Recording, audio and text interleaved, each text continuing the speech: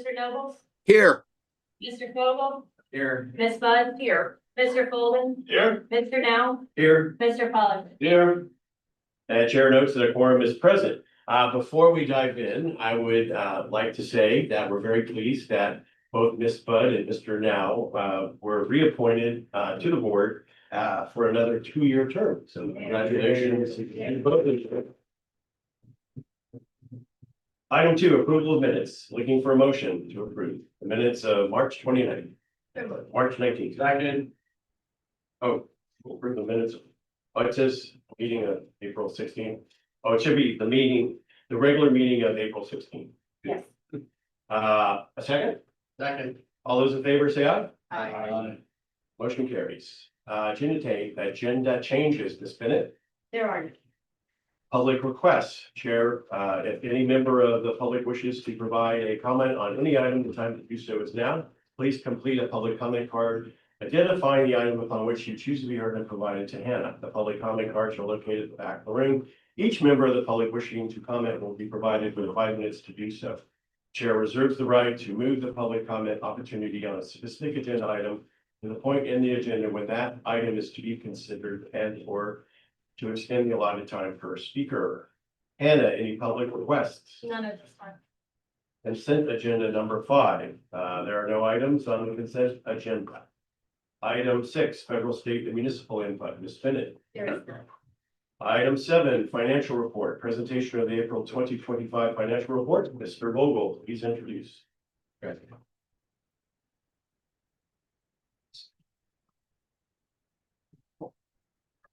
All right, so April marks the start of the second half of our fiscal year. Review the detailed report for April, found it to be in order, and I will turn it over to Robert Abbott to go over the report. Abbott. All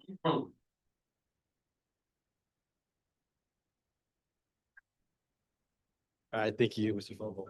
So your package is the financial report through April 2025.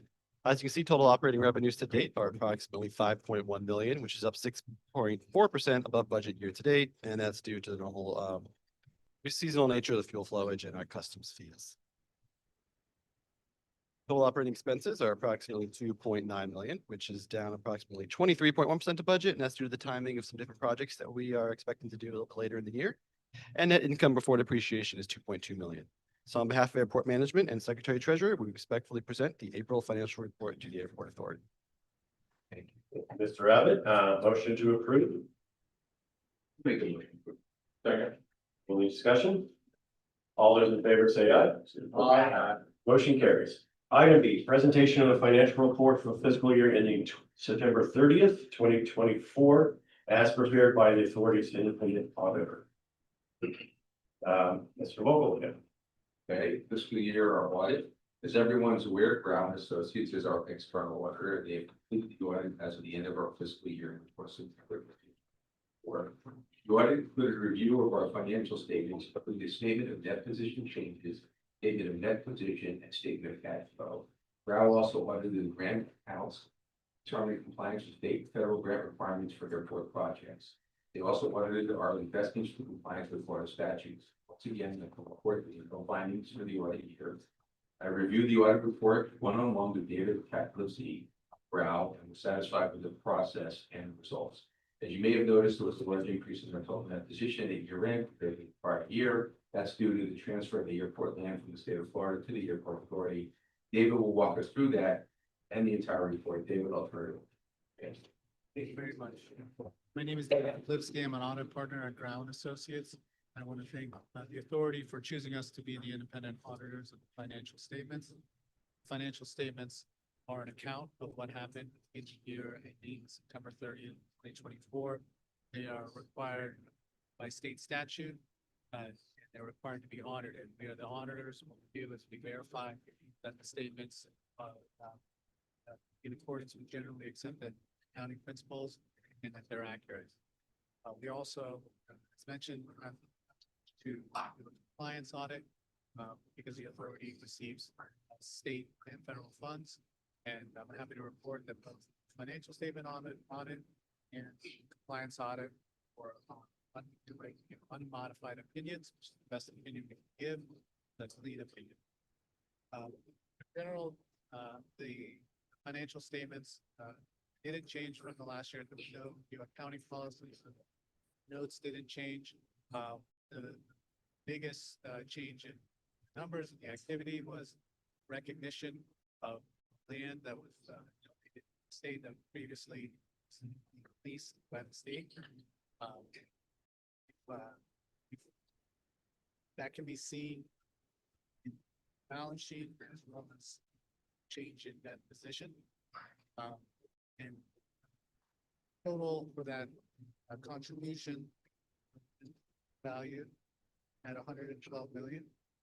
So that's the reason for the large increase for the prior. But besides that,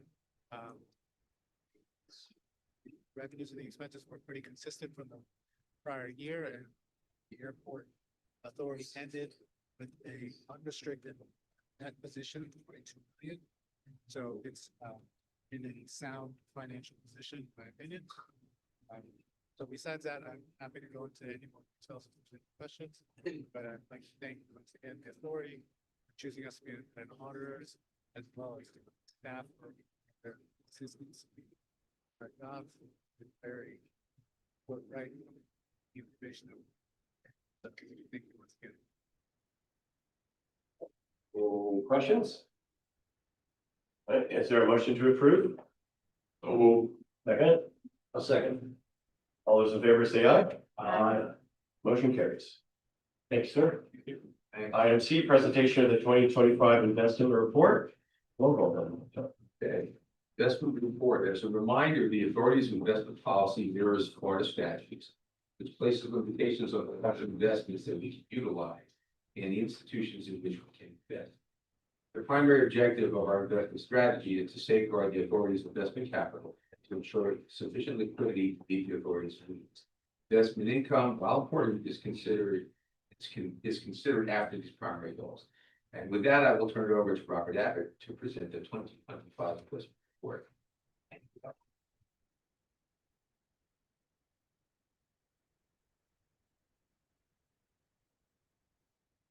All right, thank you. So before you is the 2025 investment report.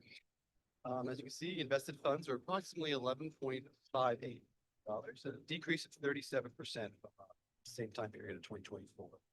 This is attributable to the settlement agreements with variation that was finalized in October. Approximately 8 million is in our invested funds, and 2.5 million are kept in cash or cash equivalents, so money market accounts. And then we have 1.05 million, which is kept in security deposits for some of our various. We anticipate ending the year with about 11.8 million in invested funds. So as you can see here, this is the historical balances of the authority's invested funds as of April 30th. The largest driving factor of these changes is normally going to be our large scale projects. And so the projects being grant funded, we do have to pay up front for them. So you can see some of the variances there, and we get reimbursed after the fact, invest money again. That's going to be some of the main driving reasons behind it. However, obviously, as I stated in 2025, the big took place. So this is going back a little bit further, about 20 years, and this is using historical invested funds as of the fiscal year end. So you can see these are actual numbers, and then we have our expected 11.8 million invested funds as of the end of the fiscal year. So that's where we're at. 20 or so. So moving on to interest, estimated total interest as of year end is 552,000. So that's going to be the estimated total interest where you end the fiscal year is upcoming 6 months. That's a 14% increase to budget year to date. It's about 4.78% is our annual average rate of return. That is a slight decrease from last year, but only by about 0.39%. So it's not too much different there. The decrease we see in the interest income is going to be because of a little bit lower interest rates, mostly the balances there. So this slide is going to show the estimated interest income at the end of the fiscal years, actual numbers going back to 2016. So you can see, drop there in 2025, and again, that's going to be because of this balance.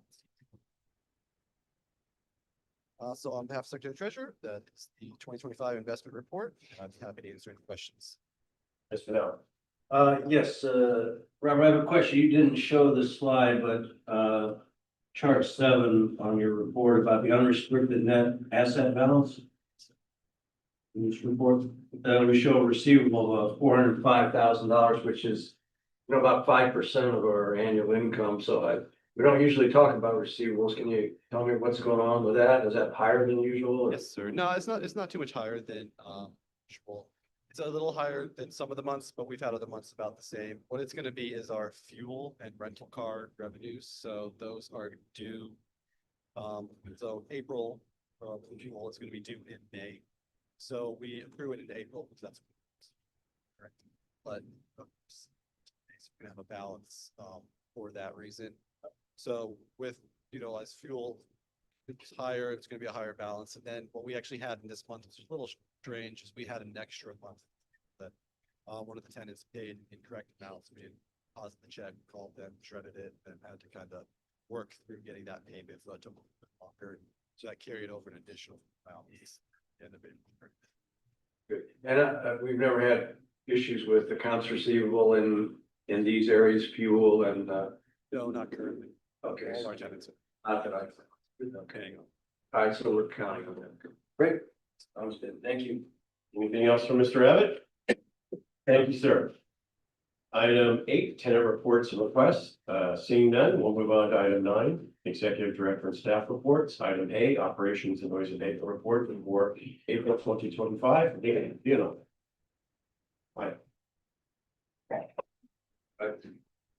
you, Mr. Chair. Good evening, the Romero Operation Coordinator. Before you is the operation and noise abatement report for the month of April. In the month of April 2025, there were 7,715 operations, which is a 6% decrease from the operations of April 2024. And since the presidential inauguration in January, NVAP TFR has been implemented over Mar-a-Lago, resulting in a total of 5,677 operations.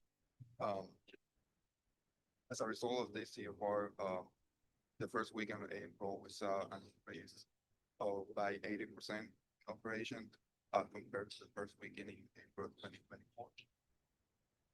In April 2025, there were 1,114 operations under this TFR.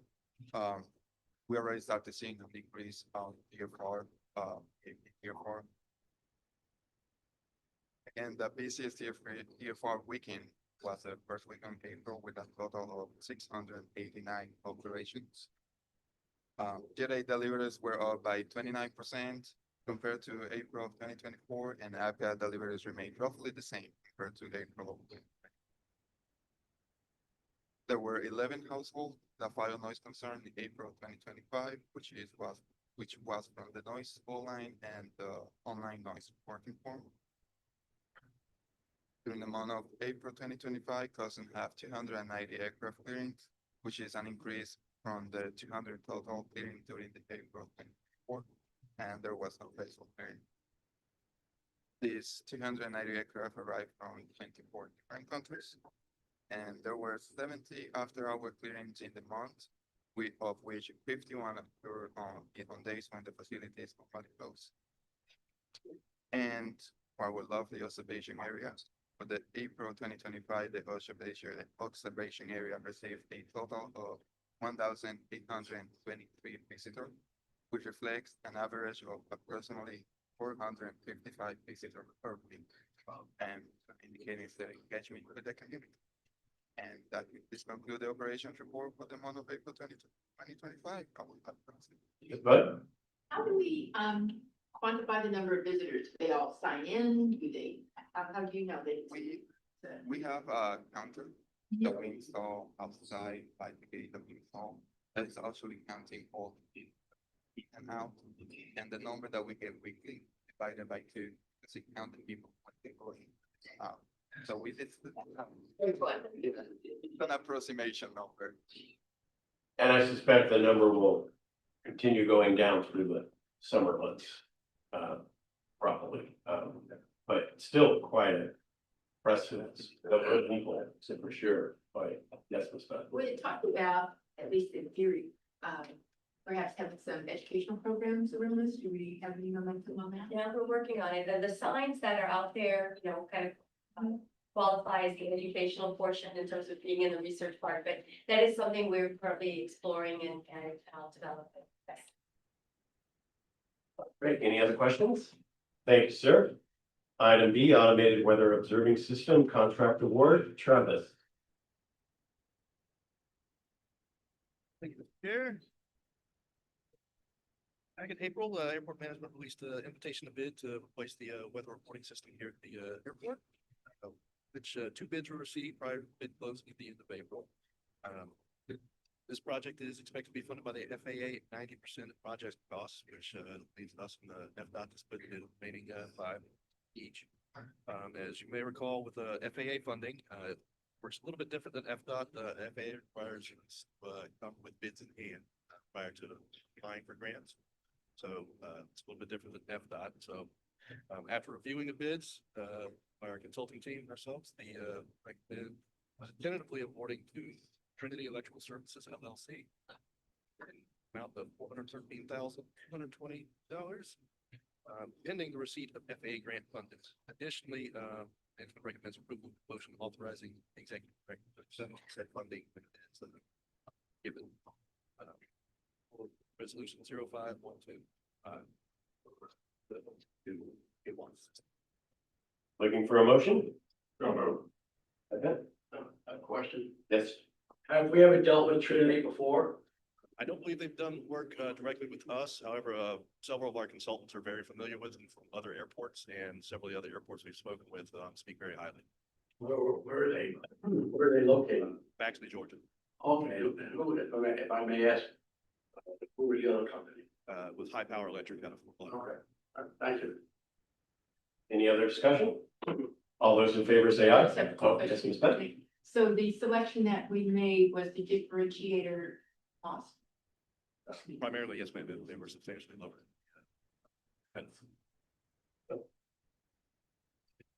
Any other discussion? All those in favor, yes, yes, Mitch? Yeah, so what do we pay, what's our experience? Okay. Excuse me. What's our expense typically? What's our? expense? Our share of this project will be 5%. Yeah, I mean, the 413,220, you said it was lower than the other company. What did it compare to last year?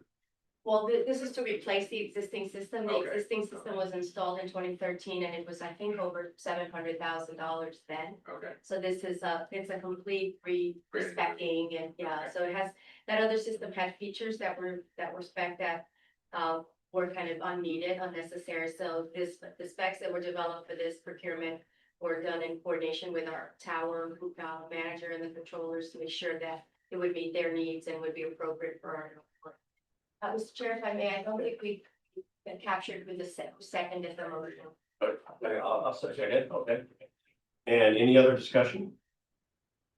All those in favor say aye. Aye. Motion carries. Thank you, sir. Item C, Boca Raton Airport Authority Property Insurance Renewal. Richard.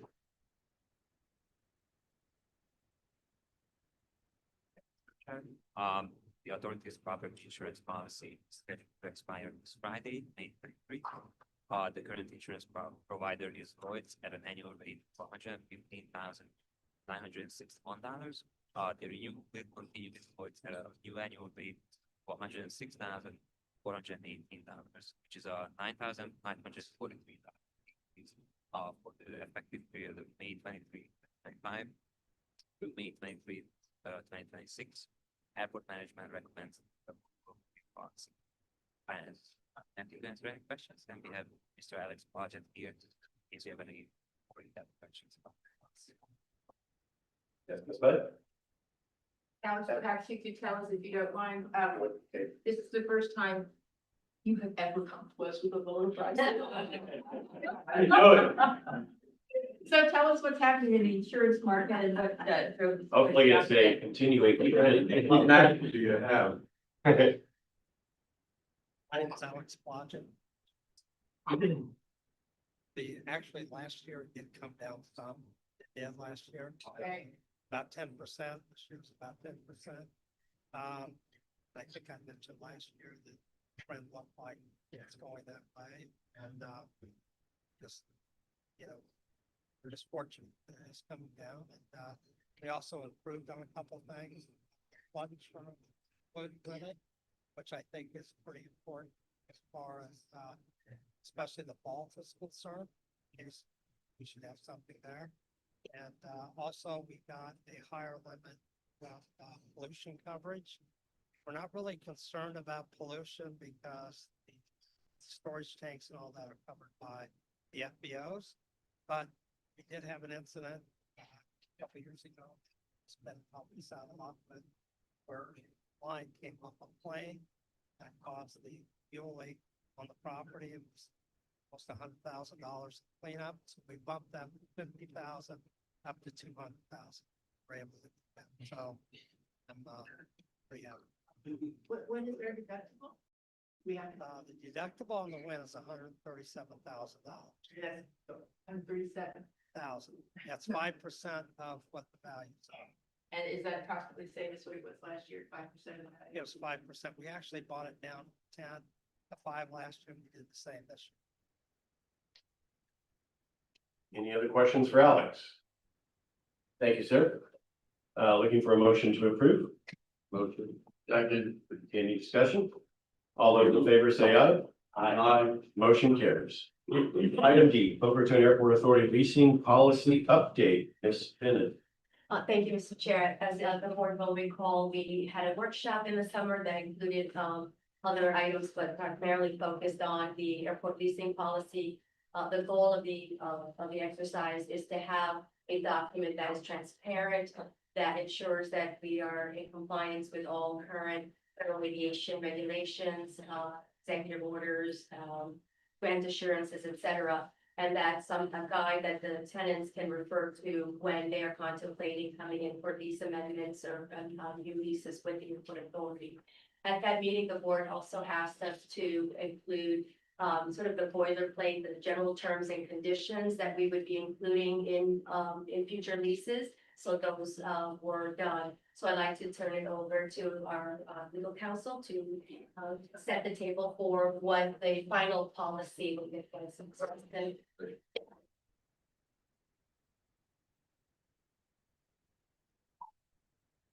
Good evening, Janice Rustin with Lewis Longman Walker. Thank you all for having me here today. To the presentation, I don't know if it's loaded, but we were all. Yeah, right there. There it is. We just wanted to give you a short presentation to give you just a general overview of the leasing policy. As Clara mentioned, we workshopped this last summer with July, to dive into some of the nuances with the FAA requirements, and at that time, it would actually come back some, general terms and conditions to the executive director's job when she starts to. So, just general purpose of leasing policy, it really is to standardize the approach to negotiating new leases, lease amendments, renewals, and extensions. But most importantly, to communicate those standards to potential lessees and sublessees to just make everybody aware of these the requirements that we're operating under, and so that's the pressure on the executive director and then the actions of the airport. The other thing is to ensure compliance with local, state, and federal regulations. There's two changes that we really wanted to highlight in this policy. The first being, of course, your changes to your special act to give you title to your property, and the second one, the FAA adopted a new land use policy that created a little bit of discussion amongst the airport community, and so we wanted to capture that in the leasing policy. Goals of the leasing policy, or just your leasing in general, is really to ensure the airport self-sufficiency, to ensure that you're getting enough income from your leases to remain self-sufficient, and finally to ensure compliance with the airport's strategic objectives. So the leasing policy gives the authority board main responsibility to approve all leases. So this board will have the authority to approve leases, subleases, amendments, extensions, proposals, all the things to. And as part of the approval policy, the leasing policy defines a criteria that you can rely on when you're deciding whether to or withhold approval of a lease. For example, they can consider like the proposed use, the economic impact of the use, the financial qualities of the lessor, see whether they are sort of tenant who will avoid any hassles down the line where you have to collect from them. You will take a look to see, determine whether the lease will further the long-term use of the airport, and of course, the buzzword is to ensure that the airport remains self-sustaining. One of the things that kind of went back and forth when we were discussing this, is you have to do an RFP for your leasing plan.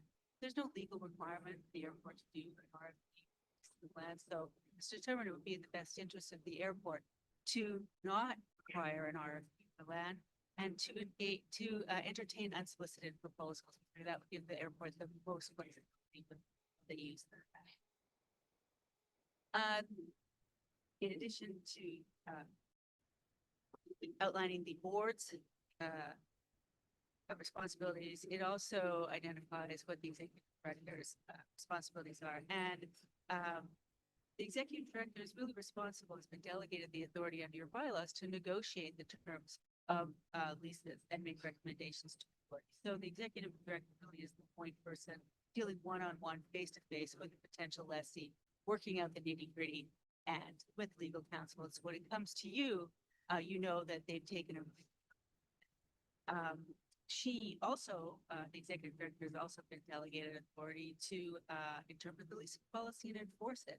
So if somebody's in violation of the leasing policy, the executive director has the ability to enforce it without having to come to the board and get direction from you as to what.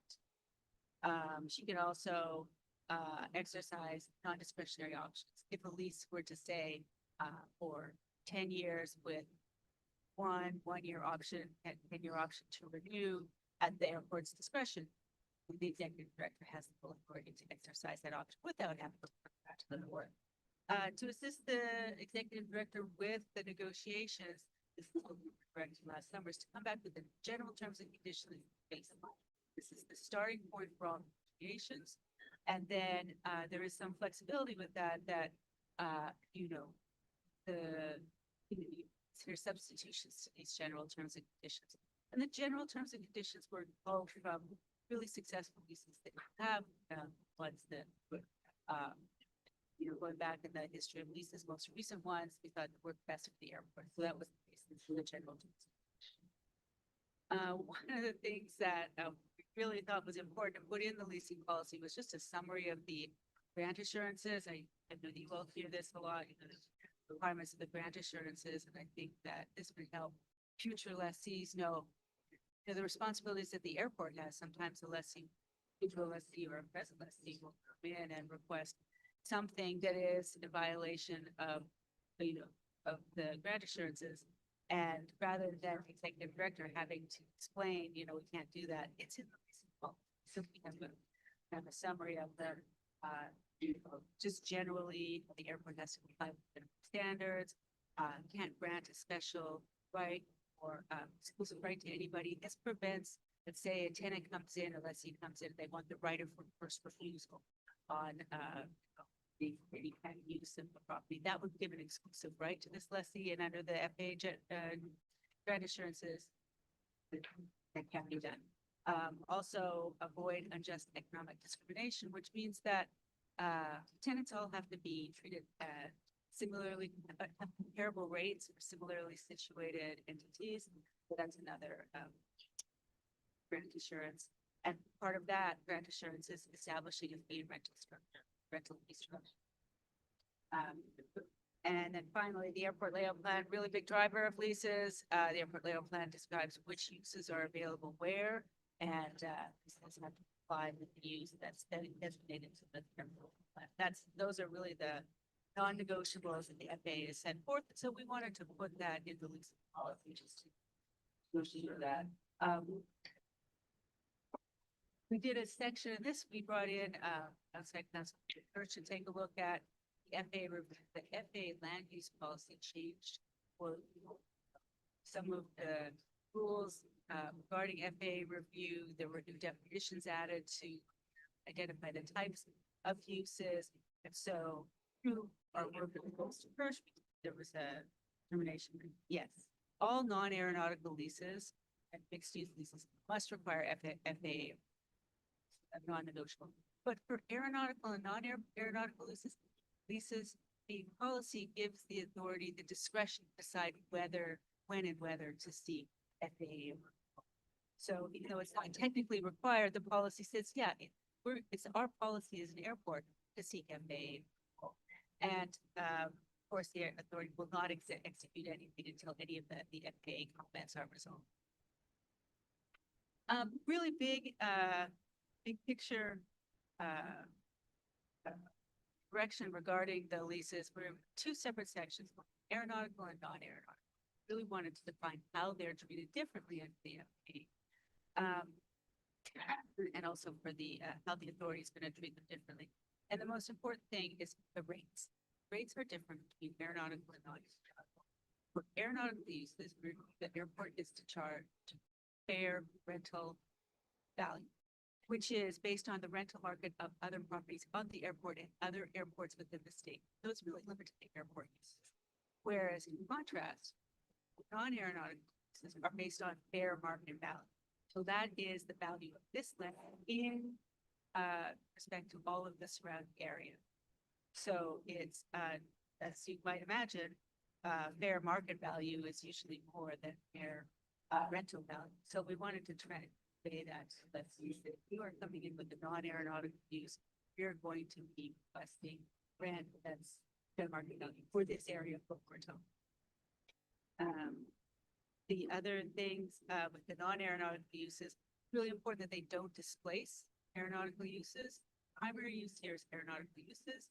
So when determining the lease terms, the airport will really, or the authority will really look at the likelihood of an aeronautical use being in the future and gauge their term accordingly. And of course, non-aeronautical leases can be terminated if an aeronautical use should happen to, if there's an aeronautical need for the land.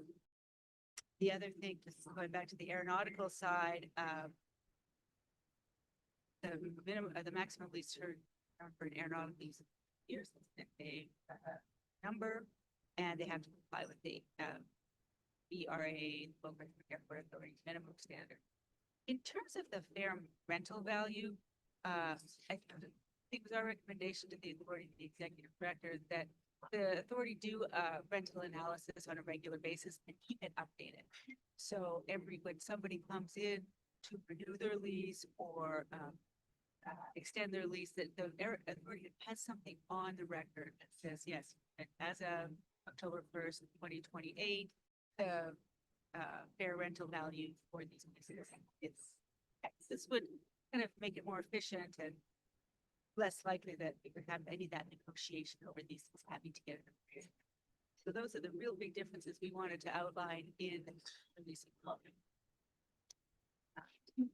Quickly, the lease term. The lease term definitely is determined by the authority, and it can't be longer than necessary to amortize the capital investment on the property and give the lessee a reasonable rate of return on their investment. So that really what the lessee is doing to the land will really determine the term. And most importantly, when the initial term, when the initial term ends, the rent is recalculated rental value that. So we wanted to let the lessees know that when you're building something at the end of that first term, your rent's going to go up because we now own that piece of property, and now we're going to own that improvement, and now we're going to charge rent. So we really wanted to let them know that. Also, a requirement if they are going to be extending or renewing leases to give them 6 months notice in advance, so that if staff enough time to do the calculations they need, but they're not, the month before scrambling trying to figure out what the new rental rate is. And then finally, all leases are now CPI adjustment for every year. And this is kind of goes with the grant assurance about economic consolidation. It really sometimes, and I don't know if it's happened here, but there'll be a situation where a lease doesn't have an escalator, an annual CPI increase. And so it's at a kind of artificially low rate when all the other leases have gone up. So to avoid that, all leases will now have the annual increase. They will be reviewed every 10 years to make sure that the lease rate is consistent with the fair market value or the fair rental value, depending on what it is. And I will be talking about the adjustment. Finally, they're just tried to accomplish as much as we could. There's a section on appraisals, how they're done, with procedure, what are the requirements, subleases, what the level of authority, what they need to do to obtain approval. Construction improvements, the process, how they get approval from the authority and the city. That's also documented there, and also assignment and change of ownership. Sections really go into those in great detail. Yeah, this is really to assist staff at day-to-day administration of books. Next steps, if this is approved today, the executive director will transmit the leasing policy to the FAA comment and bring back any suggested changes the FAA may have. We're available for questions about the leasing policy. Questions for Ms. Russell? Dean? I don't know if you can answer this, but how many non-aeronautical leases do we have? What are some of the uses? We have 3 prime non-aeronautical leases, the Boomers leasehold, the Cinemark property, Carlisle, and City Furniture. The hotel is a non-aeronautical use that is on a sublease with Atlantic. And the restaurant, the office, and retail that are on our property now, adjacent to Signature on the Premier leasehold, those are non-aeronautical uses also within an aeronautical leasehold that are subleases. Do we have any non-aeronautical leases inside the airfield? They're designated in our airport layout plan as non-aviation properties. Okay. Right. And I understand that the lease, if a person makes an improvement in the property, then their lease will go up. Is that correct? Generally speaking, unless there's a change in the terms, the lease rate will remain the same. So if the lease contemplates, as Ms. Rustin mentioned, CPI adjustment or percentage increase that's contemplated within the term of the lease, we would just follow the lease. What we do is, for example, what we did, our most recent aeronautical lease upgrade was an extension rather, was the Boca Aircraft Owners lease. Boca Aircraft Owners wanted to make a certain amount of investment in the leasehold. And in consideration for that investment, negotiated an increase in the rent, as well as an extension of 10 years to their leasehold. Similarly, with Atlantic Aviation, we negotiated a new lease. That was not a lease extension, but an amended and restated lease that allowed for a $40 to $50 million reinvestment in the facility and a new 40-year lease. Okay. Yeah, I have a question. I like the direction we're going and how all these things fit together. So that was great. But one of the issues we talked about at the workshop, and also we had a couple board meetings on, was the rent calculation of one of our leaseholders. And we had a back and forth about terms, and I thought that was going to be put into this overall document. So is that in there? Maybe I missed it. If you did talk about it, then I wasn't tuned into the language, but can you Talk about, yeah, that's right. I remember us talking about jumping. Yes, we definitely address that in the aeronautical leases have now the authority will have this kind of ongoing market analysis that they're going to do on a regular basis to make sure it's kept up to date. So that's definitely. So which one talks about the rent calculation? Because that was the issue, the term of the calculation, Yes. not whether it was fair market value or Fair I Brandon. think, if I recall, this is the property that had mixed aeronautical and non-aeronautical. This is one. Yeah, the I famous guess that one. was. Um, Whether they owed any rent on that or. they correct. didn't owe any. Yes, I think in another slide, we addressed that where we talk about not a mixed use aeronautical and non-aeronautical, also requiring, us to follow the FAA standards and to have an FAA review. So we made that very clear that any non-aeronautical use would be based, the rent would be based on fair market value, and that's defined in its appraisals, MAI appraisals, et cetera, and would be expressly approved by FAA. So it's clear that it does require fair market and it does require FAA review, even if it's a non-aeronautical use on an aeronautical parcel. Yeah, Amy. And I just want to additionally elaborate that some of the details that we experienced in that prior Right. instance were addressed in the general terms and conditions. So the general terms and conditions anticipate a revenue calculation that is much cleaner Yes. than what that vestigial kind of lease initially contemplated. So you'll see that throughout. It's a long document, but we can walk you through some of those. No, as long as it's there, I mean, if the But it was attorney is. definitely built in. Jim, you're talking about the issue that came up with the premier negotiation near the end, correct? Correct, yes, sir. Okay. So yes, if that's covered, then I'm happy. Gene. Now that we have control of Premier property, do we have any interest in the property? We do. We are talking with some folks who might be interested in assuming that basically the leasehold. And we hope to bring you something once we finalize that negotiation in the next few months. Would they be aeronautical related? Well, the non-aeronautical use of phase two would need to continue because those tenants there have leaseholds that have a term. No, I'm talking about The overall goal would be as to have it be converted back to aeronautical to the greatest extent possible. That's what we're in discussions about. The challenge is that there are existing non-aeronautical uses that have lease rights that are there in phase two. I'm talking about the unbuilt property. The unbuilt property, that is part of a longer term, so we would need to take a look at what's, the challenge with the unbuilt property, the phase three that we referred to it, is that there is this cross parking agreement with the movie theater. And so that would need to kind of be untangled, if you will, and that's going to limit that other piece, that non-aeronautical, potential non-aeronautical development. Our goal would be to maximize aeronautical uses in the long term, so we don't necessarily want to recommend tying up that property with another long-term non-aeronautical lease until we fully explore all of the opportunities for aeronautical redevelopment there. But again, there's some other moving parts, particularly that cross parking agreement that encumbers the garage as well, that would have to be negotiated with among the three entities, basically us, well, two entities, us and Cinemar or Carlisle, excuse me, or a potential third party and Carlisle. Whatever happened to the discussions of parking?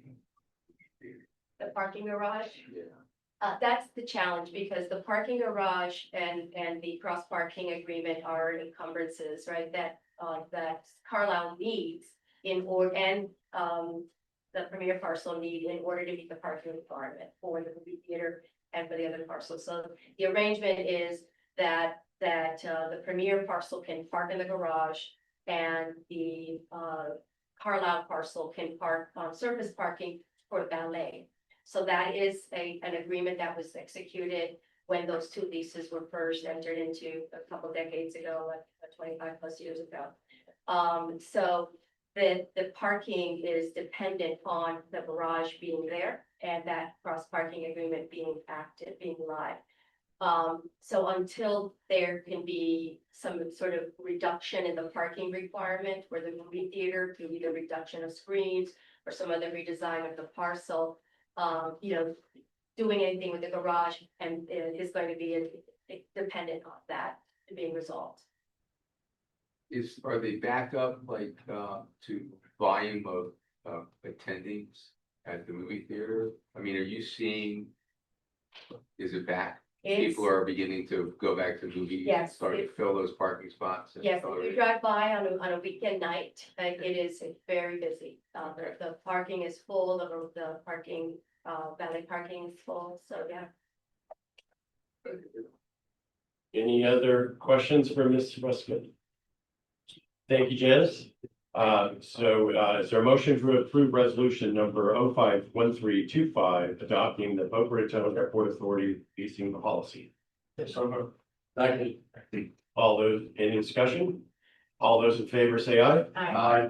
Motion carries. Item E, request to approve the public transportation grant agreement for a financial project.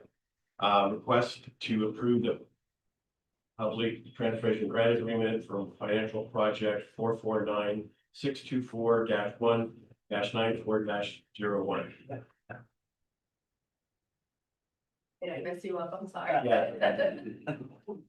Just did be in line. The fallacy of multitasking. And, this- Chair. Yeah, so Hannah, please make some sense out of this. And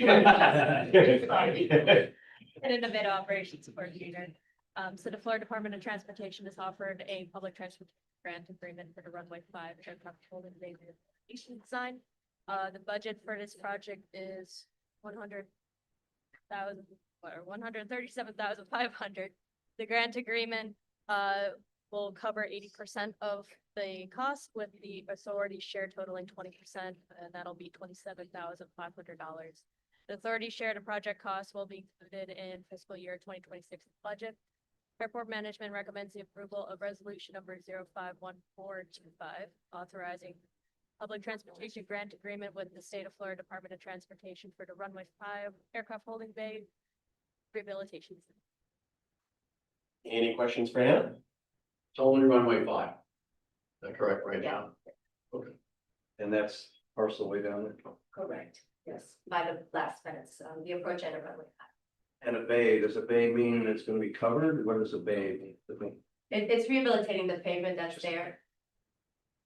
Is it so, some airplanes are awaiting their IFR clearances, and other airplanes, who have VFR or other IFR clearances can be taxied by, Right, correct? exactly. Eventually that we will build up an actual holding bay air that will create that bypass that you're talking about. Exactly. That's a little bit of a longer term project in our CIP, in a.